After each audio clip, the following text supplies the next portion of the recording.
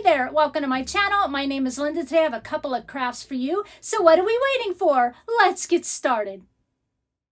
Today we'll be working on a little bit of a mix for summer crafts made with fabric. Let's get started with project number 1. For this project, I will have a free pattern for you. It actually comes in 2 pages. I'll show you the second one as we get to that a little bit later. Link to my blog in the description box. We'll have this pattern for you, okay? For my fabrics today, I'm using this placemat I found at a thrift store. I thought it was great texture for a leaf. And then for the main fabric of the pear, this is almost like a grain sack fabric, a little bit softer. I got it off eBay. And then these 2 fabrics I picked up at Walmart, okay? So just cut your patterns out, pin it to your fabric. You need 2 for the pear. Okay, 2 for the pear, and then 2 for the leaves. It just sounded funny to me for a second. And so, I've got that placemat bent over so I can cut out 2 at a time, fold it over, cut those out. So here's my 2 fabrics for my pear, 2 for the leaf. And then for the other fabrics, I just wanted to look like patches on the pear. So I just ripped whatever size I wanted, a kind of a rectangle and a square out of those 2 fabrics. And then I want to use a little bit of batting. This is optional. You can get it by the yard at Walmart or in a bag because I wanted my patches to kind of sit up a little bit off the main fabric. So I'm using the batting underneath that. That helps. Okay, just cutting this one down a little bit. And then I decided I'm going to put one other little piece in the leaf as well. I'm not going to use any for the pear because we're going to stuff it anyway. So now this next part, I'm going to show you 3 different options for this pear. If you want to make it easy and have your outside edges showing, as I often do, if you're a gluer, you're just going to glue between the 2 fabrics all the way around. You're going to leave that top portion open. If you're a sewer, obviously you're going to sew all the way around those outer edges. Again, leaving that top portion open. If you don't want your edges to be seen, it's hard to tell on this fabric, but you're going to put right sides together, pretty sides together. And if you're a gluer, you're going to do the same thing as I just showed you. Glue between the 2 fabrics, keep the top open. If you're a sewer, you're going to sew it together, keeping the top open. And this is kind of what it would look like with your edges out. Or if you don't want your edges out, you're going to flip your fabric. Now, this isn't going to look pretty. It's just a demo piece, and I'm not going to try to shape it really nice. But you're going to flip it so that all your edges are in, and you're not going to see any of that, frayed around the edges, okay? So originally, this is how I was going to do it, but then I decided I just wanted to add a little bit more, so I'm going to add a little bit more to the side of the pear to help it stand up better. So this is your optional page 2 pattern. You've got 4 pieces here, and basically, you're going to cut them out, and you're going to tape together and match your letters. So A to A, and then your B to B and B to B, and then you're going to cut that out on your fabric in one continuous strip, and this is what it's going to look like. Again, this is optional, and you can glue or sew this together. So, but first, we're going to set that aside, and we're going to deal with our patches on the front of our pear. We've got to get that on there first. So I'm going to use my sewing machine, sew around this first square, add the other one over the top, and sew around that. And whether you're a gluer or sewer, you could add some cute hand stitching detail versus using a sewing machine, or obviously just a glue and you don't want sewing, glue it on. And then I went ahead and added some sewing detail to the leaf. If you're a gluer, you're just going to glue your leaf together. All right. Now let's do our side piece. You're going to take the front pear and you're going to fold it in half. All right, we need to find the center of our pear at the top and bottom. And I'm going to just put a little pin at the top and the bottom to know where my center is. All right, then you're going to take your one long strip, fold it in half. This is just easier to put together. If you kind of find the center, mark it with a pin or even like a actual pen, a writing pen, mark it. And then you're going to take the center of that long strip, right sides together, so pretty sides together, and you're going to match it to the center of the bottom of your pear and then pin both of them together. All right, and then you're just going to take that long strip and you're going to start to wrap it around the outside edge of your pear, matching those outer edges. Now, when you do this, as you go around curves, you're probably going to see some pleats, but none of that's going to get in the way of your gluing or your sewing. Okay, and you're going to go all the way around, pinning that long strip to the outer edge of your pear, making sure that that outer edge of both fabrics is even together. All right, as we get to the top, you are going to have extra fabric. We'll deal with that in a minute. I'm going to pin it here first to show you what we're going to have when I fold this over. You got probably about 1 inch extra of fabric as you come to the center of the top of your pear. But we want a little bit more. We don't want to go sew it or glue it all the way to the center. We've got to leave an opening for stuffing, right? So move that pin over And then you're going to about 1.5 inches of extra fabric and leave that, okay? Then we're going to go around to the other side. Yeah, so I'm showing you here, you got about 1.5 inches of excess fabric left. Then you're going to come back around to the bottom of your pear and you're going to start pinning the other side all the way up. Again, matching your edges. And as you get to the top and you pin that other side, you'll probably have about 1 inch opening in your center of your pear there. And then you're going to glue or sew it all the way around your edges. So if you're a gluer, you know, between the two fabrics, you're going to glue along that edge all the way around, leaving that center about 1 inch opening at the top. And of course, if you're a sewer, you're going to sew all the way around that edge. I do about 1/4 inch seam allowance. And again, wherever we had to kind of come around the curve on our pear and it looks pleated, I promise by only doing about 1/4 inch seam allowance, you're not going to get into that pleated area. Okay? So just all the way around, I just wanted to show you this process of my ring finger. I didn't have my camera quite situated. I'm sorry. I usually go a little more to the side so you can see a little bit more sewing. But I am showing you here what that looks like all the way around. And then again, we've got our about 1 inch opening there. Okay, now you're going to take your other pear, right sides together, start at the bottom first, fold it, and find your center of your pear. Start at the bottom and then match it to the center of the pear down below and pin it. And then you're going to continue the same process on this side. You're going to pin that sidewall to your pear. This is what it looks like all the way around. And if you're a gluer or sewer, of course, you're going to glue or sew that all the way around. You've got your open inch on this side. So we have a nice large opening here. And I'm just going to sew that off camera. All right, this is what it looks like sewn all the way around. Got our opening. All right, now we're going to flip it. And again, if you don't want to mess with this, remember originally at the beginning I told you I was just going to, sew my two main pieces of pear together and not add a sidewall. Don't do that. Just do what I showed you at the beginning, that option. Now, if you do that option and you want your pear to stand up a little bit more how this is going to stand up with sidewalls, add some rocks or some sand or something like that in the bottom. When I add rocks, I like to put them in a bag. It cushions them a little bit more, but however you want to do that. And then stuff your pear, whether you do or don't add sidewalls. So once it's stuffed, this is how it looks like. We've got our opening. Don't worry, we'll fix that in a minute. We need to add a stem. You can do a stick or something like that. I thought it would be cute to add like a cinnamon stick, just because I like how that looks. So that's what I'm going to do. I'm going to just kind of make an opening in the stuffing here. I'll glue it off camera. Right, that's what it'll look like with the cinnamon stick. All right, I'm glued and ready to go. I want to take care of this opening here. Now, you can just fold this in easy, especially if you're a gluer, and just glue everything closed. Don't worry, you won't see any of that. I'm going to just kind of start gluing it together to help me hold it together, and then I'm just going to do needle and thread here and finish sewing all the rest of the edges together. And even though I said don't worry if you're a gluer, we're going to hide all that, to me, it's like I sewed the beginning of it, so I need to sew the end of it. So it's just my thought process. So I'm just going to finish this off here. Once I get that all done, knot it off. Perfect. And then it's all ready to go. All closed up. Looks nice. And now what I'm doing is I decided I wanted to add a little button. So I'm just taking some thin twine and I'm adding it through the holes of the button. I'll cut off the excess and then I'm just going to glue that button right into place.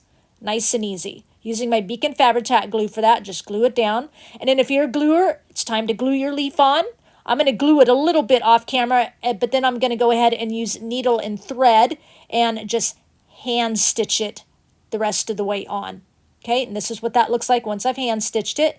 Now cover your opening. I'm going to use some Excelsior, where our opening's closed now. Some Excelsior or some moss or something like that, and just put it right over the top. See, that just covers any mess that might be showing.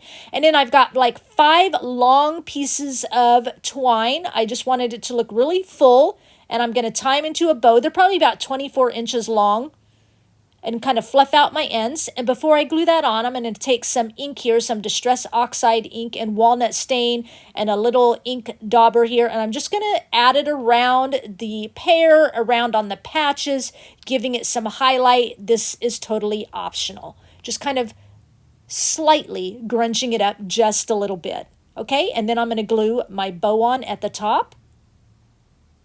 That makes this project complete. We'll take a look at the results at the end of the video.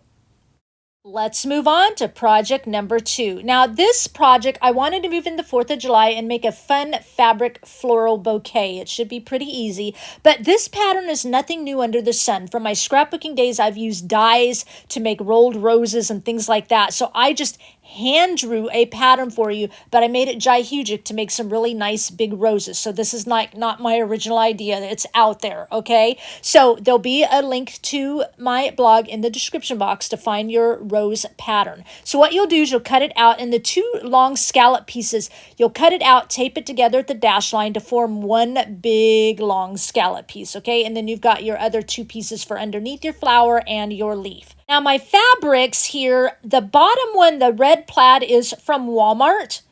The middle 2 are Hobby Lobby. This is just the placemat I got at the thrift store. Again, just I love the color of the green. And then I'm using some burlap from Dollar Tree, and then some of the fabric like we used on the pear. You could use like some muslin material, would work cute. And then this is just like 100% cotton fabric, almost like a duck cloth. I am going to use fusible interfacing. It's optional. You don't have to. There's like, I have extra firm and medium in my stash. I'm going to use the medium. I don't want it really extra firm because it'll make it too stiff.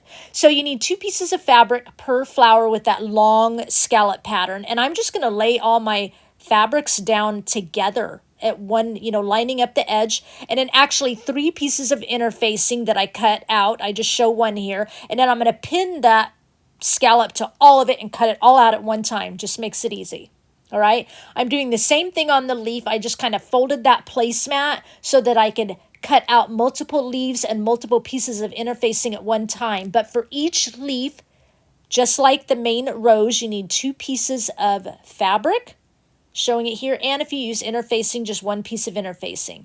And then the little round scallopy piece that goes under the flower, again, I'm just cutting it all together to cut multiples at once. And just like everything else, you need 2 pieces of that and 1 piece of interfacing for each flower, okay? Let's move on if you're doing interfacing. And I believe I used all mine. If your Dollar Tree has interfacing, you can pick that up, very inexpensive. And interfacing has like a rough dotted side. That's the side you want to lay down against the wrong side of your fabric and just iron it down. And once that's done, if you're a gluer, you're just going to glue your other piece of fabric right side up and glue it all together, okay?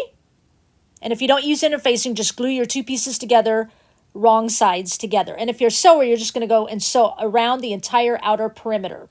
All right, and now my little scallop piece that goes underneath our flower, I'm ironing down the dotted side to the fabric, wrong side of the fabric. Put your right side together, and you're going to either glue it or sew it together. I'll show you what the sewing is going to look like on that in a minute. And then the same thing on your leaf. You're going to iron down the dotted side to the wrong side of your fabric and glue your leaf together or sew around the edges. All right, and again, I know I went really fast there, but I'll show you what it looks like for you sewers, how I sewed around that. And so here, of course, I am just sewing around the outer perimeter of that long scalloped piece. And again, as I said twice already, I think twice or once, I know it for sure, you don't need to use the interfacing. I just wanted a little bit more stiffer, so it's a little bit more kind of easier to roll our rows, okay? So let me finish up this. Now I'm going down the straight edge here, and then I did the rest off camera. So here's my leaf. See, I sewed around the outer perimeter. You could add some stitching detail down the center as well. And then for the under the rose, this is how I sewed around that. Just basically the straight sides and around the outer edge. And then this is what the long scallop looks like. All right, so now I've got some dowels here. You could use sticks from the backyard, and I just stained them. I used my Waverly Antique Wax mixed with water, just did a quick little stain. Now for this next part, I advise you use needle and thread. You could just glue it, but it might get a little cumbersome, and then you might be cussing me out. So you're going to start about 1 inch in with your needle and thread. We need that straight first inch to start our roll on our dowel. And you're going to poke your needle through your fabric from the front to the back, and you're just going to pleat that fabric onto your needle if you don't know how to do this. This is going to give us a nice stitch so we can wrinkle up and add gathers into our fabric. If you need to slow this down and really get instruction on it, in my blog post, there'll be a link to a video where you can watch that video and slow it down for you. So this starts out probably 18 inches or so long, and by the time you're done with your gathering stitch, it ends up to be about 9 inches. So it's going to make your fabric like cut down in half, okay? And then once you're done, you're going to, tie that off and make a knot. So I'm gonna use hot glue here. You're gonna start with that first inch where we didn't sew, and you're going to round it really tight onto your dowel, okay? And then you're just going to start adding some gluing right at the bottom where that raw edge where you stitched, and begin to loosely roll your fabric around the rest of it. And you could pleat it a little bit more as you're gluing, but allow the gathered of the stitches that we put in there to do the work for you. And make sure you're keeping that bottom edge as even as possible, okay? And as I'm gluing, I'm just really loosely, I am pinching it a little bit in some places, but you just, like I said, you want a nice loose rose when you're done, and then, finish up gluing that rest of that fabric there. Perfect. We've got a little rose. I'm kind of turning it out a little bit. I believe I just kind of glue that last little bit outwards so it gives it a nice roll to the outer edge. All right. And then we're going to take our little round scallop piece, and just probably be easier to watch. But as you see, I added some glue to the straight edge and part on that inner circle. I'm going to push it up toward the rose and then glue that straight edge down a little bit more. Add a little bit more glue toward that smaller circle in the center. And I'm going to pull that around the bottom edge of that rose. Okay, and that's going to help cover up that raw edge. Add a little bit more glue, and I'm going to fold it over the other end that we started with, and this is how it looks, and it ties everything off, okay? And then I'm going to add a little bit of glue in my leaf here just to give it a little personality. Add some glue at the straight edge of the leaf, and then you can put that leaf wherever you want. And you could do 2 leaves if you want. I just wanted 1, and then I just kind of bend it outwards, and that rose is done. Here's number 2. And here's number 3. Really cute. I think this turns out fun for our first 4th of July project of the year. Now for this next part, I want to make a little bag to put this in, but you could put it in a vase or a cute little design box, however you want to do it. And I'm going to start with 2 pieces of burlap and then 2 pieces of fabric that I want to use. Now the burlap's about 6 by 9 roughly. It might be a little bit over that. Whereas what we're going to do is, we're going to sew down 3 sides, leaving the top edge open, but this burlap is a pretty loose weave, so I would suggest going over that sewing. I went over it about 3 or 4 times, or it's just going to come right out, trust me. If you're a gluer, you're going to glue around 3 sides in between the 2 fabrics, leaving the top open. Now for our next fabric, this is like lining of our burlap bag. So you're going to get about a 3-inch opening. I like to tie it or pin it off with pins. You don't want to glue or sew in this area, okay? You want to leave your top edge open and glue or sew around that edge. I'm going to mark it here so I know not to glue or sew there, and then glue or sew up above it. Okay, I'll show you what that looks like when it's done. So here I am sewing around my burlap bag, of course. And like I said, I go around it. I tested it first, and I sewed around once. And then when I turned it like right side out, the bag came completely open. So if you're a sewer, I'd go over that same sewing line at least 3 times. Now we're onto our fabric. So here I am sewing down the long line. And if you're a gluer, where I sew, you glue, all right? Now I'm coming across the bottom. I'm sewing down across that bottom. I'm coming up to my first pin here. I'm going to sew up to that pin. I'm just going to take it out of my machine and pop it back in above that second pin and continue sewing up to the top of the bag. All right?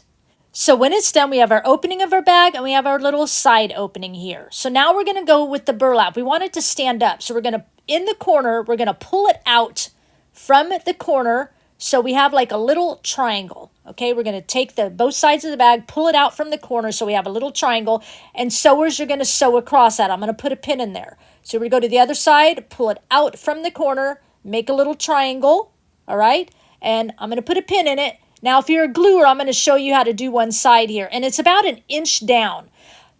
I would put a pin in it, and then go about a 1/4 inch from the top of your pin and cut that off. This is for gluers, okay? Have finger protectors on, please, and you're going to glue above that pin between the fabric and pinch it together, okay? And you're going to do this on both sides, right? This is what it looks like. I've now sewed mine.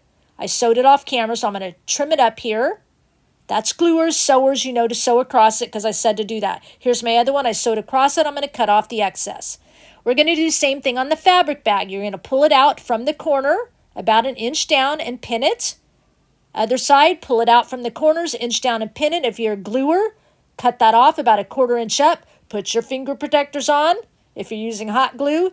Take your hot glue in between your fabric here, right up above that pin like I said, and smush it together.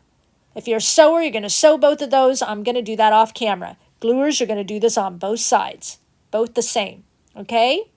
Here mine is. I've got it sewn, so I'm going to cut that other end off. And now you're going to take your burlap bag and you're going to turn it right side out and get all your edges out, okay? Now it's going to stand up. And you're going to take your fabric and you're going to put the burlap bag inside of your fabric. And your fabric is wrong side out, as you see here. The pretty side's in toward the burlap bag. And we've got our side slit opening there. All right?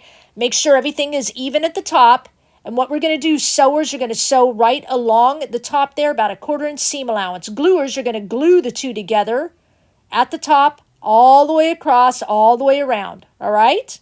Glue that whole thing together. And here I am, of course, sewing it together. Again, about a 1/4 inch seam allowance all the way around. Again, if you don't want to do this, a cute little box from Dollar Tree that you can paint or cover in paper or just throw them in a vase or even in like a dough bowl or just throw the roses on tiered tray, whatever you would like to do.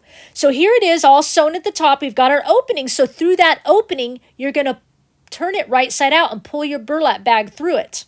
Okay, and then this is what it looks like, of course. And then you're going to sew or glue that opening closed. I'll go ahead and sew it off camera so it's all, nice and closed up, of course. All right? That's where I'm going to sew. Bella's come to join us for just a minute. There I am, all sewn up. And then now what you can do is just tuck that fabric down inside your burlap bag. All right? Just like that. And then those of you that don't want to sew, you can just go ahead and turn down the top edge, give you a couple of inches there so that you see that pretty lining we just put in there.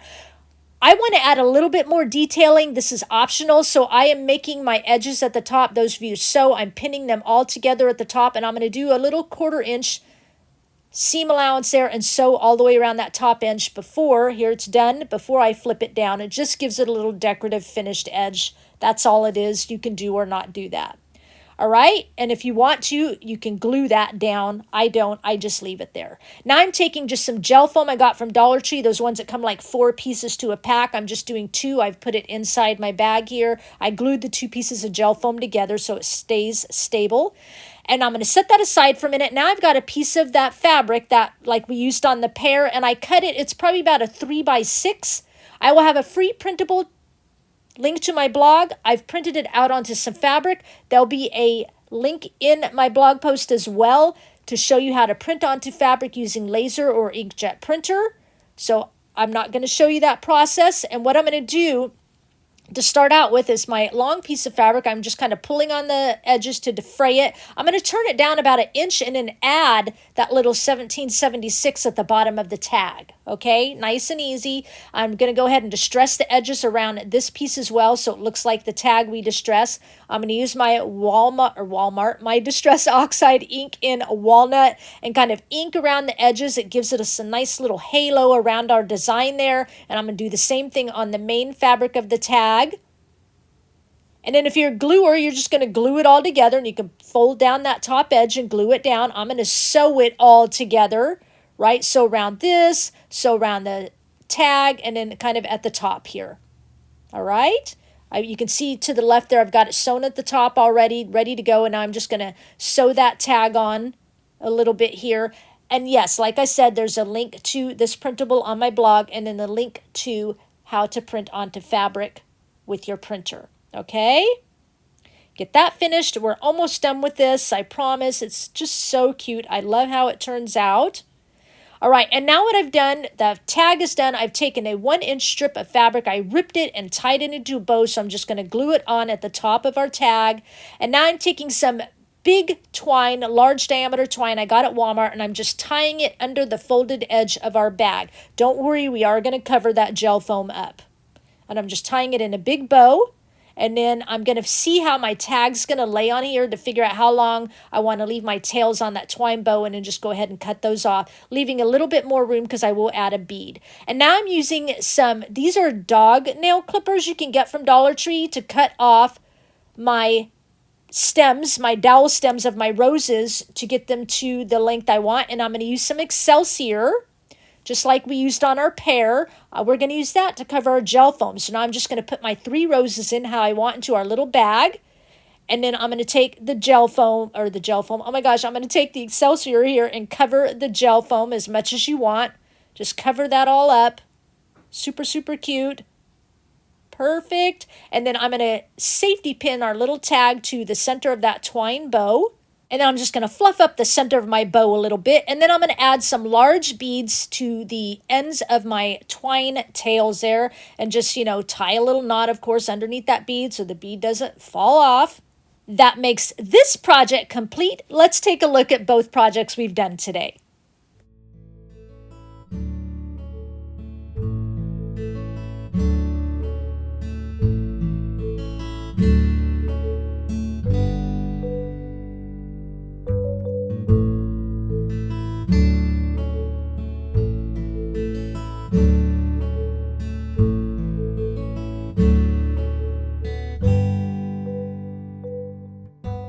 So I hope you like the projects I came up with today. I know it's kind of a different mix of projects. We've got a pear and a 4th of July, but I'm starting to lean into making some 4th of July projects, and I really wanted to work with this one like now. I couldn't wait. And then the pear I've been wanting to make for months. I've been saving it for some summer type projects. So I'm like, I'm just going to put the two together. What the heck? It's on me. Hope you like it.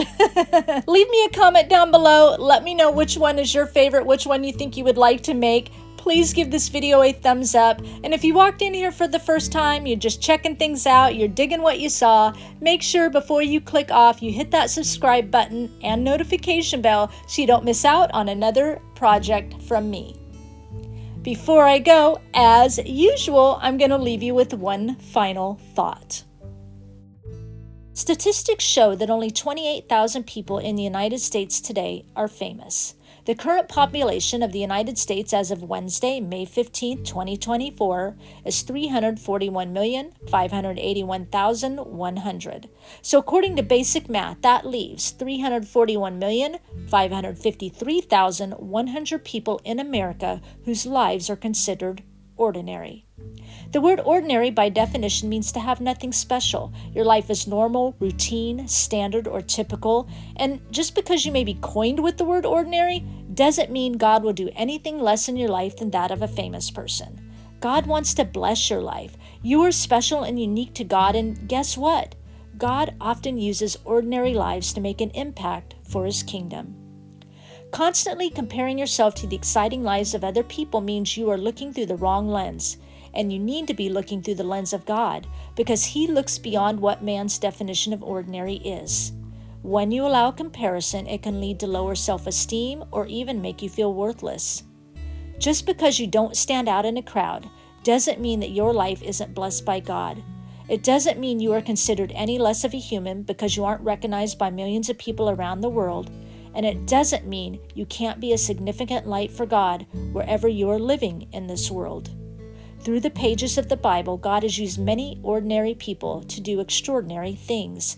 It has yielded beautiful moments throughout history, so why mess with what works?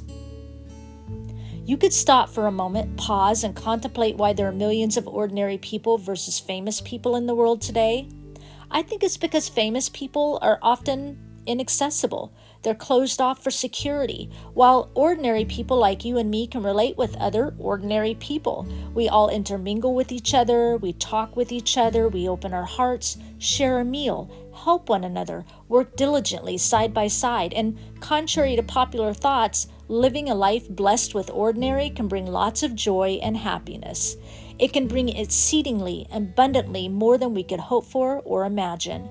God can do so much with faithful yet ordinary people. So be content with however God is blessing your life, and don't compare yourself to other lives around you. God will use you how He wants to use you to bless another person, or even a group of people, or better yet, multitudes of people. God's ways are higher than your ways. So listen to His guidance on where He wants you to go, or with what He wants you to do to help whomever He puts in your path. Significant God events often start with ordinary people, so feel blessed to live an ordinary life. I thank you for sharing your time with me, and I'll talk with you again soon. Bye.